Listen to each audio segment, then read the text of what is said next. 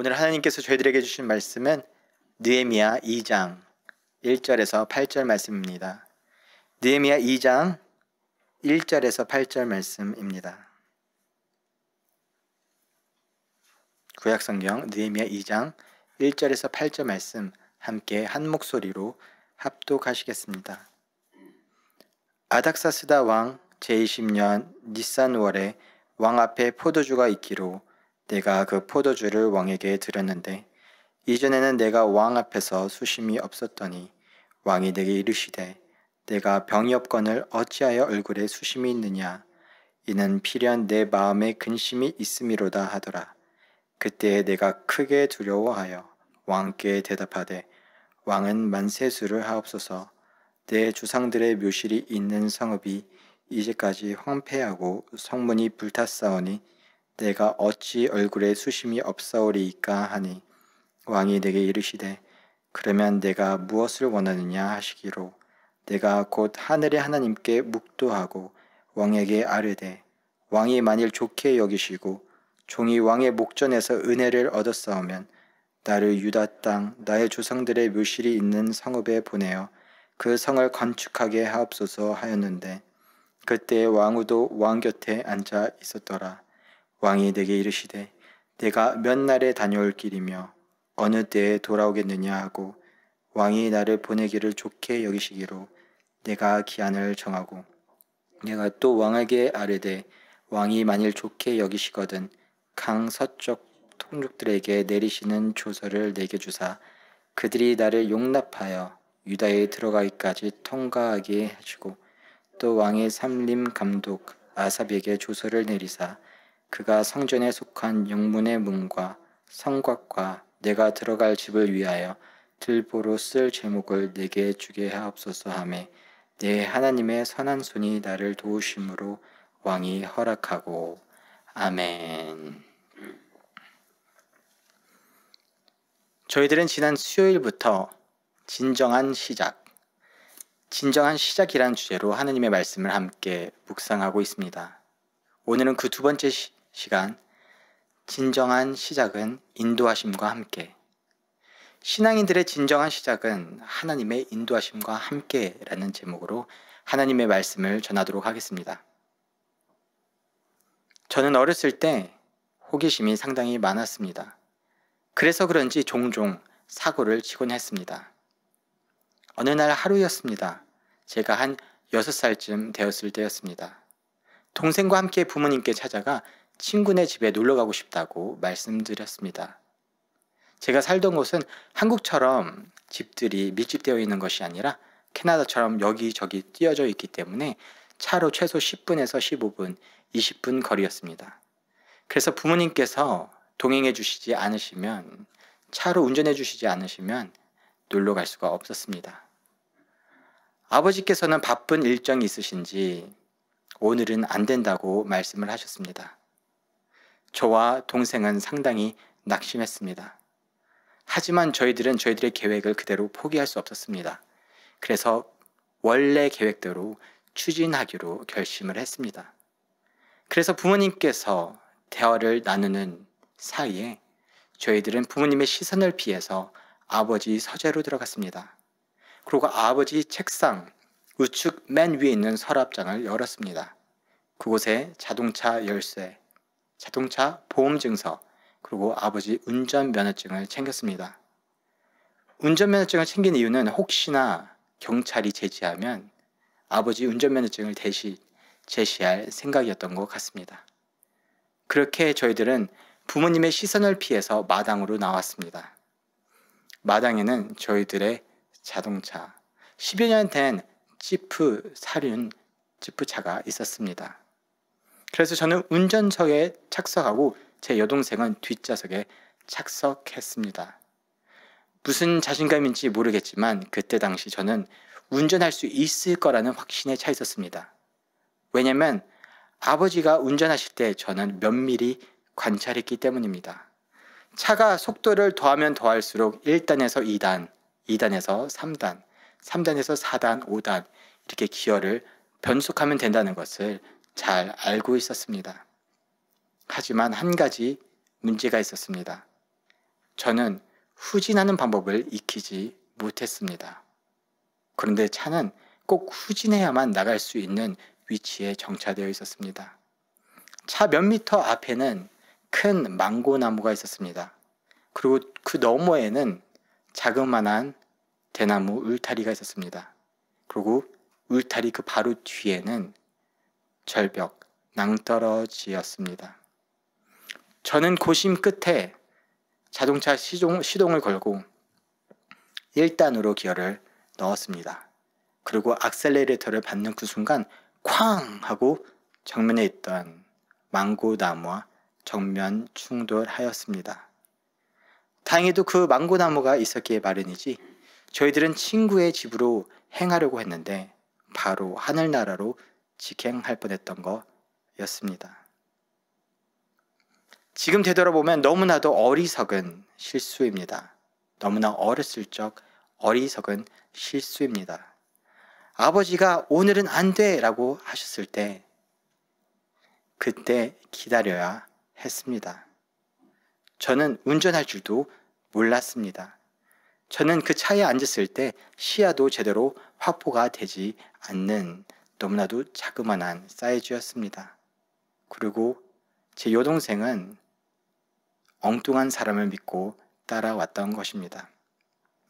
안타깝게도 제가 어렸을 적 했던 그 실수를 많은 신앙인들이 아직까지도 반복하고 있습니다. 하나님께서 No, 아니야, 오늘은 안 돼. 아직은 그 계획은 좋지 않은 것 같아 라고 말씀하시는데 그 하나님의 신호를 무시한 채 자신들의 원래 계획대로 추진하려고 합니다. 또 믿을 만한 예수님을 동행하며 따라가야 되는데 엉뚱한 사람을 믿고 따라갈 때가 있는 것입니다. 그래서 저희들은 오늘 이 시간 말씀을 통해서 신앙인들이 자신들의 삶 속에서 어떻게 하나님의 승인 신호를 분별할 수 있는가, 또 어떻게 하나님이 함께 동행하시는지 인도하심을 확신할 수 있는지 함께 말씀을 통해 살펴보려고 합니다. 오늘 본문은 느헤미야가 왕에게 술을 올리고 있습니다. 느헤미야는 술 관원이었기 때문입니다. 느헤미야의 직책은 왕에게 술을 올리는 것이었습니다. 그리고 그 올리는 술을 시음하는 것이었습니다. 최상의 술을 선별하여서 왕에게 올리는 것이었습니다. 또 혹여나 누가 거기에다 독을 탔는가 확인하는 사람이었습니다. 그런 느헤미야가 여느 날처럼 왕에게 술을 올립니다. 근데 왕이 느헤미야의 얼굴을 면밀히 관찰합니다. 느헤미야야 하면서 왕은 느헤미야에게 다음과 같이 말합니다. 함께 2절 말씀 함께 있습니다. 왕이 내게 이르시되 내가 병이 없거늘 어찌하여 얼굴에 수심이 있느냐 이는 필연 내 마음에 근심이 있음이로다 하더라. 그때 내가 크게 두려워하여. 아멘. 왕이 느헤미야를 면밀히 관찰하면서 느헤미야에게 말합니다. 내가 병이 없는데 왜 네 얼굴이 그렇게 어둡니? 네 마음에 무슨 근심이 있니? 오늘날 이 본문을 읽는 저희들은 뭔가 따뜻한 왕의 배려처럼 느껴집니다. 하지만 느헤미야는 다음과 같이 반응합니다. 크게 두려워하였더라. 왜 왕은 느헤미야에게 무슨 일이 있니? 마음에 무슨 근심이 있니? 슬픈 일이 있니? 라고 여쭙는데 왜 느헤미야는 그 질문 앞에 크게 두려워서 벌벌 떨고 있는 것일까요? 느헤미야가 왕 앞에서 떠는 이유는 크게 두 가지가 있었습니다. 첫 번째, 왕궁에서 섬기는 사람들은 왕궁 안에서 또 왕 앞에서 자신의 개인적인 감정을 노출해서는 안 됐습니다. 마치 오늘날 서비스업에 종사하는 사람들과 같습니다. 스튜디어스가 비행기에 탑승한 고객들을 안내하고 도와주는데 그 스튜디어스가 짜증난 불쾌한 표정을 하고 있으면 사람들은 좋아하지 않을 것입니다. 식당에서 일하는 웨이터가 종업원이 식당 손님들에게 주문을 받는데 짜증난 표정으로, 짜증난 말투로 그들을 대한다면 그 종업원은 곧 해고될 것입니다. 그것과 마찬가지로 당대 최고 문명과 최대 권력을 행사하고 있었던 페르시아 왕궁, 그 안에서 섬기는 사람들이 자신들의 개인적인 감정, 슬픈 감정, 부정적인 감정을 왕궁과 왕 앞에서 노출해서는 안 되었던 것입니다. 에스더서를 보면 왕이 칙령을 내립니다. 유대인들을 학살해도 된다는 칙령입니다. 그 소식을 들은 모르드게는 깜짝 놀라 애통하며 비통해하며 굵은 베옷을 입습니다. 굵은 베옷은 슬픔을 상징합니다. 그러자 모르드게는 왕궁에 출입할 수 없게 됩니다. 왜냐? 왕궁에 베옷을 입은 사람들은 출입이 금하여져 있더라. 자신의 슬픔을 나타내고 슬픔을 상징하는 베옷을 입은 사람들은 왕궁에 들어갈 수 없었던 것입니다. 이것과 동일하게 이 페르시아 왕궁에서는 그곳에서 섬기는 사람들이 자신들의 개인적인 감정을 노출해서는 안 됐습니다. 왕 앞에서 자신의 불편한 심정을 드러내서는 안 됐습니다. 그럴 때가는 큰 위기가 그 사람의 신상에 닥치는 거였습니다. 또 둘째로 특히나 느헤미야의 직책상 오해의 소지가 더 있었기 때문입니다. 느헤미야는 술관원이었습니다. 왕께 올라가는 술을 담당하는 사람이었습니다. 바로 왕의 목숨과 직결되어 있었습니다. 혹여나 왕을 음해하려는 세력들이, 독살하려는 세력들이 술관원과 손을 잡게 되면 술관원은 뭔가 마음의 불편함 또는 이상 징후를 보이면 그것은 바로 왕의 목숨과 연관될 수 있었던 것입니다. 그래서 왕은 아마도 더 면밀히 이 술관원의 평상시 행동을 살펴보았을 것입니다. 오늘따라 평상시보다 행동이 이상하네, 다르네, 표정이 어둡네, 왜 그러지? 라고 오해할 여지가 더 있었습니다. 그렇기 때문에 느헤미야는 더더욱 자신의 행동과 처신을 조심해야 했을 것입니다. 왜냐? 왕에게 오해를 살 수 있었기 때문입니다. 혹여나 왕이 술관원을 오해하면 그것을 해결할 수 있는 가장 쉬운 방법이 있었습니다. 바로 그를 사형시키고 제거하고 다른 술관원으로 대체하는 것이었습니다. 그랬기 때문에 느헤미야는 이 왕의 한마디, 왜 그러니? 마음에 무슨 근심이 있니? 라는 한마디에 크게 두려워서 벌벌 떨고 있었던 것입니다. 바로 느헤미야의 신상에 큰 위기가 닥쳐온 것입니다. 그렇다면 느헤미야는 어떻게 이 위기를 헤쳐나갈 수 있었을까요? 오늘 본문을 통해서 함께 살펴보도록 하겠습니다. 우선 느헤미야는 이 위기의 순간 가운데, 이 위기의 순간이 비록 지금 당장 위기의 순간처럼 느껴지지만 오히려 하나님이 주신 기회임을 분별할 수 있었습니다. 왕이 묻습니다. 도대체 무슨 이유 때문에 그러니? 그러자 느헤미야는 왕에게 솔직하게 대답합니다. 그 이유가 있습니다. 제 조상들이 묻혀있는 그 성읍들이 황폐하게 되어 있습니다. 그 성벽들이 불타 무너져 있습니다. 그러니 어찌 제 마음이 속상하지 않을 수 있겠습니까? 그 이유 때문에 제 마음에 근심이 있고 제가 이렇게 마음 아파하고 있는 이유입니다. 그러자 왕이 느헤미야에게 묻습니다. 그래? 그러면 네가 원하는 것이 무엇이니? 그러자 느헤미야는 다음과 같이 반응합니다. 4절 말씀 함께 있습니다. 왕이 내게 이르시되 그러면 내가 무엇을 원하느냐 하시기로 내가 곧 하늘의 하나님께 묵도하고. 아멘. 왕과 느헤미야 사이에 대화가 오가고 있는 것입니다. 느헤미야 왜 그러니? 제 조상들의 성읍이 무너져서 그렇습니다. 황폐되어 있어서 그렇습니다. 그래? 그러면 네가 원하는 것이 무엇이니? 그렇다면 느헤미야의 당연한 반응은 이 왕에게 응답하는 것입니다. 이 왕에게 답변하는 것입니다. 하지만 그 순간 느헤미야는 어떻게 합니까? 느헤미야는 내가 곧 하늘의 하나님께 묵도했다라고 기록되어 있습니다. 분명 둘이 대화하고 있는데 느헤미야는 갑자기 그 순간 왕에게 답변해야 되는데 위기인 줄 알았는데 지금 뭔가 우리 둘만의 대화가 아니라 하나님이 이곳에 계신 것 같다라고 직감을 했던 것입니다.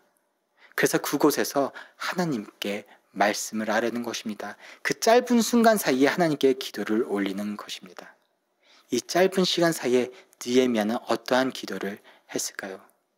하나님, 제가 요구하는 모든 것을 이 왕이 응답할 수 있도록 역사해 주세요 라고 기도했을까요? 안 그러면 하나님, 제가 지혜롭게 응답해서 답변해서 이 왕이 충분히 납득이 되어서 제 모든 요구에 응할 수 있도록 지혜로운 답변을 주시옵소서라고 하나님께 요구했을까요? 제 생각은 그렇지 않습니다. 만약에 느헤미야가 그 이전에 기도를 하지 않았더라면 이러한 기도를 이 짧은 시간 사이에 하나님께 올렸을 수도 있습니다. 하지만 아시다시피 1장에 처음 예루살렘의 상태를 그의 형제로 들었을 때부터 느헤미야는 금식하며 기도하며 눈물로 하나님 앞에 호소했습니다.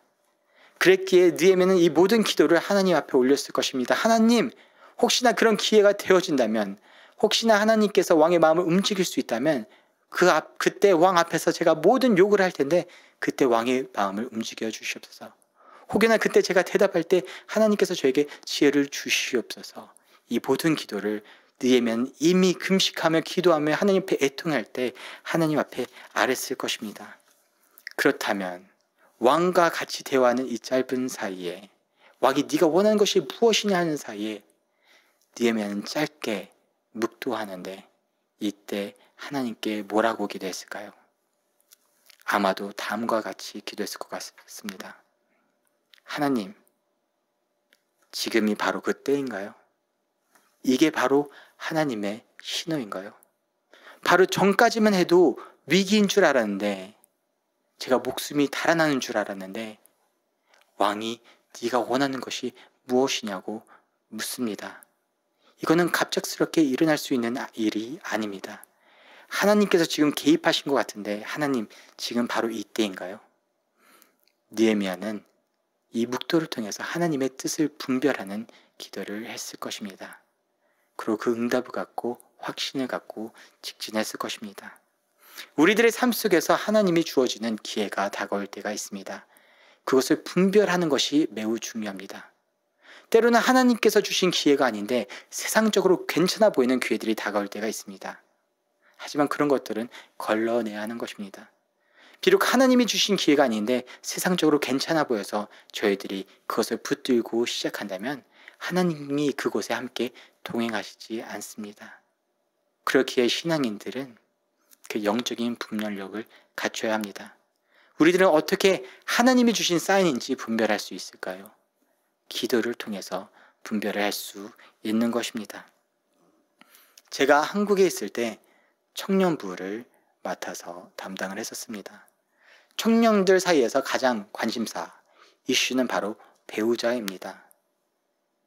그래서 하루는 선교를 마음에 품은 한 자매가 상담 요청을 하면서 왔습니다. 전도사님, 저에게 고민거리가 있습니다. 하나님의 뜻을 분별할 수 없어요. 너무 헷갈립니다. 뭐 때문에 그러신가요? 저를 너무나 좋아해 주는 청년이 있는데, 너무 괜찮은 청년인데 하나님의 뜻인지 아닌지 모르겠습니다. 아, 그러세요? 어떤 청년인데요? 저를 사랑해주고 아껴주고 저를 위해서 다 이해해주고 배려해주고 너무 다 좋은데 단 한 가지 단점이 있습니다. 교회에 다니지 않습니다. 예수님을 믿지 않습니다. 앞서 말씀드렸다시피 이 자매는 항상 선교의 마음을 품고 있다고 얘기했던 자매입니다. 이 자매는 왜 이 상황에서 이 괜찮은 형제가 나타났을 때 혼란스러워하고 있었던 것일까요? 왜냐하면 하나님께서 본인에게 주신 그 비전에 대해서, 그 마음에 대해서, 그리고 함께할 그 배우자에 대해서 충분히 기도하지 않았기 때문입니다. 혹여나 하나님께서 마음에 품게 하신 이 마음이 진짜 하나님께서 주신 마음입니까? 진짜 하나님께서 저에게 선교를 품게 하신 것입니까? 그렇다면 이 선교에 함께 협력할 수 있는 배우자를 보내주세요 라는 충분한 기도를 하나님께 올려드렸다면 아무리 괜찮은 형제가 다가온들 그 형제가 이 하나님이 주신 마음에 이 비전에 함께 동행하고 협력할 수 없는 형제라면 바로 분별할 수 있었을 것입니다. 하지만 이 자매는 하나님이 주신 그 마음에 그리고 그 배우자를 위해서 기도를 하지 않았기 때문에 조금만 세상적으로 조금만 본인에게 잘해주는 형제가 나타나면 그 분별력이 흐트러지고 너무나도 고민이 되었던 것입니다. 하지만 느헤미야는 자신의 삶 속에서 하나님의 기회가 다가왔을 때 바로 이것은 하나님이 주신 기회구나 라고 포착하고 분별할 수 있었던 것입니다. 왜냐? 그는 기도로 싸우고 준비해왔기 때문입니다. 분명 위기인 줄 알았는데 그 위기 가운데 왕이 묻습니다. 네가 원하는 것이 무엇이냐? 그때 느헤미야는 이것은 그냥 왕이 하는 말이 아니라 하나님께서 뭔가 신호를 주시는 것 같다. 그래서 하나님 앞에 묵도합니다. 왕에게 답변하기에 앞서 하나님께 묵도합니다. 하나님, 지금 하나님이 주신 신호인가요? 하나님의 승인 신호인가요? 그러면 저는 전진하겠습니다. 그리고 느헤미야는 하나님의 신호를 알고 바로 전진합니다. 느헤미야는 그 왕 앞에 다음과 같은 요구를 합니다. 왕이여, 제가 지금 갖고 있는 직무를 내려놓고 조상들이 있던 그 성읍으로 돌아갈 수 있게 해주세요. 그곳에서 그 성벽들을 재건하고 싶습니다. 그러자 왕이 승인합니다. 그러자 느헤미야는 더 나아가 다음과 같은 요구들을 왕에게 합니다. 7절과 8절 말씀 함께 읽습니다. 내가 또 왕에게 아뢰되 왕이 만일 좋게 여기시거든 강 서쪽 총독들에게 내리시는 조서를 내게 주사 그들이 나를 용납하여 유다에 들어가기까지 통과하게 하시고 또 왕의 삼림 감독 아삽에게 조서를 내리사 그가 성전에 속한 영문의 문과 성곽과 내가 들어갈 집을 위하여 둘보로 쓸 제목을 내게 주게 하옵소서 하매 내 하나님의 선한 손이 나를 도우심으로 왕이 허락하고 아멘. 느헤미야는 왕에게 무엇을 부탁하나요? 왕에게 편지 2통을 부탁합니다. 첫 번째 편지는 느헤미야가 유대 땅까지 안전하게 도착할 수 있도록 그 가는 곳곳마다 이 편지를 보는 사람들이 다 느헤미야를 통과시키게 그리고 그의 신변을 보호할 수 있는 편지입니다. 그리고 그 두 번째 편지는 무엇입니까? 바로 왕의 숲을 담당하고 있는 감독관이 느헤미야가 예루살렘에 도착했을 때 그 모든 목자재를 동원하고 지원해 줄 수 있도록 하는 편지입니다. 그나마 첫 번째 편지는 납득이 갑니다. 그곳까지 안전하게 도착해야 되기 때문입니다. 하지만 그 두 번째 편지 요청은 조금 무모하게 들립니다. 왕이여, 왕의 숲을 감독하는 감독관이 저의 모든 필요를 제가 성전 문도 지어야 되고 성벽 문도 지어야 되고 저희 집도 지어야 되는데 모든 자재를 공급할 수 있게 해주세요. 분명 얼마 전까지만 해도 무서워서 벌벌 떨고 두려워하던 느헤미야인데 내 목숨이 이제 날아가는 것인가 라고 두려워하던 느헤미야인데 바로 이것에 하나님의 신호였구나 라는 분별을 하고 나서 그는 그의 마음속에 확신으로 찹니다. 지금 하나님이 함께하고 인도하고 계시는구나. 그래서 그는 저희들이 보기에 조금은 무모한, 조금 당황스러운 그런 무리한 요구를 합니다. 왕이여, 다 공급하여 주옵소서. 제가 그곳에 가서 재건을 해야 되는데 그런 모든 목자재를 왕이 공급해 주세요. 느헤미야는 왕 앞에 이야기한 것이 아닙니다. 왕 뒤에서 역사하고 계신 그곳에 함께하고 동행하고 인도하시는 하나님께 평상시에 해오던 기도를 다시 한번 아랬던 것입니다. 하나님의 인도하심을, 하나님이 동행하고 계심을 확신했기 때문에 분명 얼마 전 두려워했던 느헤미야가 겁이 없어진 것처럼 너무 당돌하게 너무 무리한 요구를 왕에게 한 것입니다. 왜냐? 하나님이 그곳에 함께하고 있음을 확신했기 때문입니다. 그래서 8절에 그는 고백합니다. 하나님의 선한 손이 나를 도우심으로 왕이 승인하였다. 어떻게 해서 느헤미야는 이렇게 확신에 찰 수 있었던 것일까요? 이 순간의 기도 때문이 아닙니다. 그의 기도가 이전부터 쌓여왔기 때문입니다. 오늘 2장 1절 본문을 보면 느헤미야가 왕에게 술을 올리는데 그 시기를 니산월이라고 합니다. 오늘날 우리 달력으로는 3월 중순에서 4월 중순입니다. 그렇다면 느헤미야가 맨 처음에 예루살렘 소식을 들었을 때는 느헤미야 1장 1절에 등장한데 기슬루월입니다. 오늘날 달력으로는 11월 중순에서 12월 중순입니다. 4개월의 시간이 흐른 것입니다. 느헤미야는 맨 처음 그 소식을 들었을 때부터 어떻게 했나요? 하나님 앞에 금식하며 눈물로 기도했습니다. 그 기도가 4개월 동안 이어져 오고 쌓여왔던 것입니다. 그 4개월 사이에 하나님과의 관계가 충분히 쌓인 것입니다. 그리고 느헤미야는 하나님께서 함께 인도하실 것이라는 확신에 차이게 됐었던 것입니다. 그랬기에 하나님의 큐사인이 떨어지는 그 순간 두려워 떨던 느헤미야는 바로 당대함으로 용기로 가득 차게 되었던 것입니다.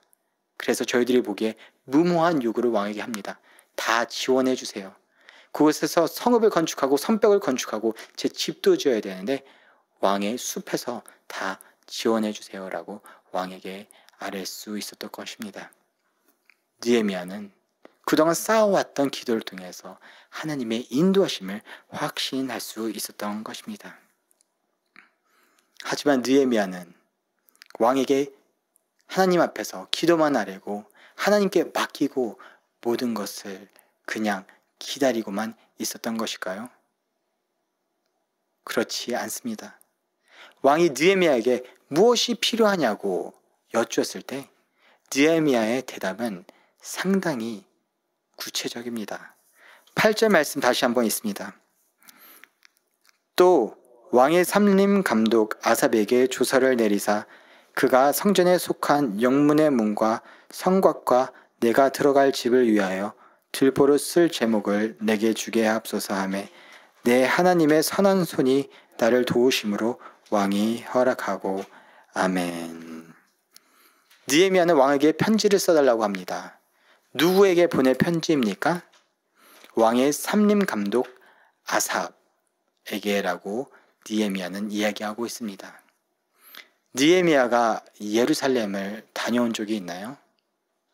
없었을 것입니다. 왜냐하면 느헤미야는 페르시아 궁전에서 계속해서 왕을 섬기고 있었기 때문입니다. 느헤미야가 예루살렘 소식을 들은 것은 그 유대 땅에 다녀온 형제를 통해서 들었던 것입니다. 그런데 느헤미야는 그 예루살렘 지역 근처에 왕의 숲이 있었음을 파악하고 인지하고 있었습니다. 그리고 그 숲을 감독하는 감독관이 있었다는 사실도 알고 있었습니다. 그리고 그 감독관의 이름이 아삽이라는 사실을 알고 있었습니다. 비록 느헤미야는 페르시아 왕궁에서 왕을 섬기고 있었지만 그리고 하나님 앞에 지난 4개월간 하나님 도와주시고 역사하시고 인도하여 주옵소서라고 기도하고 있었지만 그 기도만 하고 내려놓은 것이 아니라 그 유대 땅에 만약에 진짜 하나님께서 응답하시고 돌아가게 된다면 나는 어디에서 필요한 목자재를 구할 것인가? 그 근처에 숲은 없는가? 그곳에 왕의 숲이 있구나. 그렇다면 혹여나 하나님께서 응답하셔서 왕이 나에게 무엇이 필요하냐고 여쭈었을 때 나는 그 숲에 그 감독관에게 모든 것을 제공해달라고 왕에게 이야기를 해야 되겠다. 느헤미야는 하나님께 기도 돌려드렸지만 본인 나름대로 철저한 준비를 했던 것입니다. 그리고 분명 이 철저한 준비는 하나님의 발걸음을 절대 앞서가지 않는 철저한 준비였습니다. 느헤미야는 자기 나름대로 최대한 조사하고 최대한 준비하고 기다리고 있었던 것입니다. 하나님께서 오케이 쌀만 떨어지면 바로 진행하고 나아갈 수 있도록 기다리고 준비하고 대기하고 있었던 것입니다. 우리 신앙인들이 하나님 앞에서 진정한 시작을 하기 위해서는 우리들은 우선 영적인 분별력이 필요합니다. 하나님께서 가라고 하시는가? 하나님께서 안 된다고 하시는가? 혹여나 하나님께서 안 된다고 하시는데 제가 어렸을 적 했던 실수처럼 내가 계획했기 때문에 내가 추진하고 싶기 때문에 나아간다면 그것은 우리들을 상당한 위험으로 몰아갈 수 있을 것입니다. 또한 우리들은 기도함으로 통해서 하나님께서 동행하심을 확신할 수 있어야 합니다. 그 어떠한 시작이든 하나님께서 동행하시기만 한다면 우리들은 무서울 것이 없습니다. 느헤미야가 그랬습니다. 분명 몇 마디 전에는 무서워 벌벌 떨고 있었습니다. 하지만 하나님께서 동행하고 계시는구나, 하나님의 인도하심을 확신하는 그 순간부터 느헤미야는 담대해져서 지나친 요구를 왕에게 하는 것입니다. 하지만 저희들은 하나님께 아뢰다고 저희들은 두 손 놓고 기다려서는 안 될 것입니다. 저희들을 소원하고 계획하고 하나님께 그 아뢰는 부분에 대해서 저희 나름대로 또한 준비를 해야 될 것입니다. 하지만 그 준비는 절대 하나님의 발걸음을 앞서가서는 안 될 것입니다. 2021년도 새로운 소망과 새로운 계획을 품고 계신 우리 주님의 제자교회 성도님 여러분들, 우리들의 삶 속에서 하나님의 인도하심과 함께 2021년도 새롭게 진정으로 시작하시는 여러분과 저 되기를 소원합니다.